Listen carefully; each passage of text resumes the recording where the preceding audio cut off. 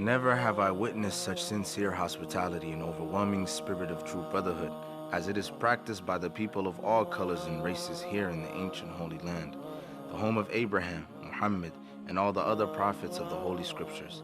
For the past week I have been utterly speechless and spellbound by the graciousness I see displayed all around me by people of all colors.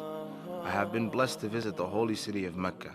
I have made my 7 circuits around the Kaaba, led by a young mutawaf named Muhammad. I drank water from the well of Zamzam. I ran 7 times back and forth between the hills of Mount Safa and Marwa. I have prayed in the ancient city of Mina, and I have prayed on Mount Arafah. There were tens of thousands of pilgrims from all over the world. They were of all colors, from blue-eyed blondes to black-skinned Africans. But we were all participating in the same ritual, displaying a spirit of unity and brotherhood that my experiences in America had led me to believe never could exist between the white and the non-white. America needs to understand Islam, because this is the one religion that erases from its society the race problem.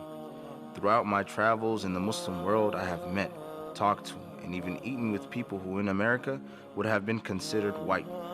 But the white attitude was removed from their minds by the religion of Islam. I have never before seen sincere and true brotherhood practiced by all colors together, irrespective of their color. You may be shocked by these words coming from me, but on this pilgrimage, what I have seen and experienced has forced me to rearrange much of my thought patterns previously held, and to toss aside some of my previous conclusions. This was not too difficult for me.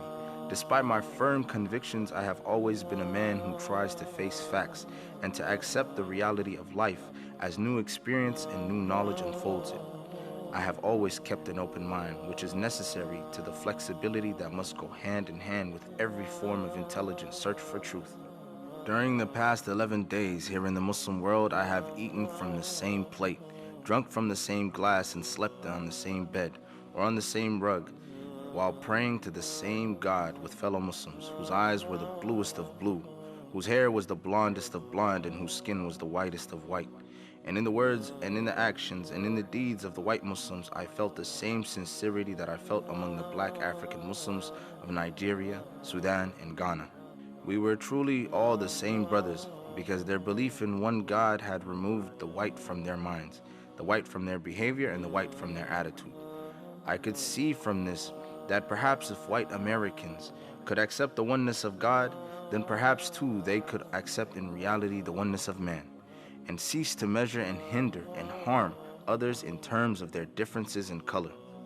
With racism plaguing America like an incurable cancer, the so-called Christian white American heart should be more receptive to a proven solution to such a destructive problem.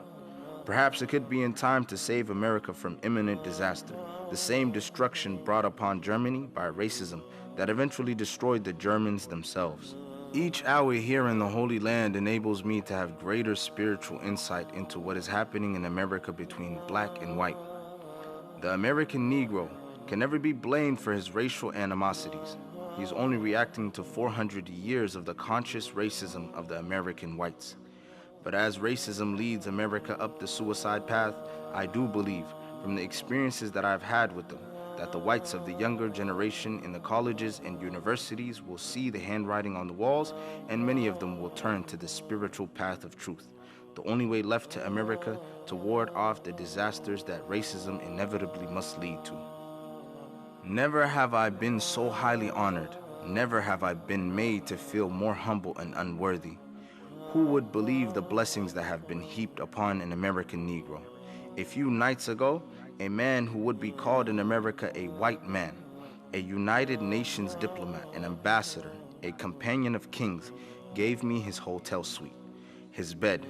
Never would I have even thought of dreaming that I would ever be the recipient of such honors. Honors that in America would have been bestowed upon a king, not a Negro. All praise is due to Allah, the Lord of the worlds. Sincerely, El-Hajj, Malik, El-Shabazz.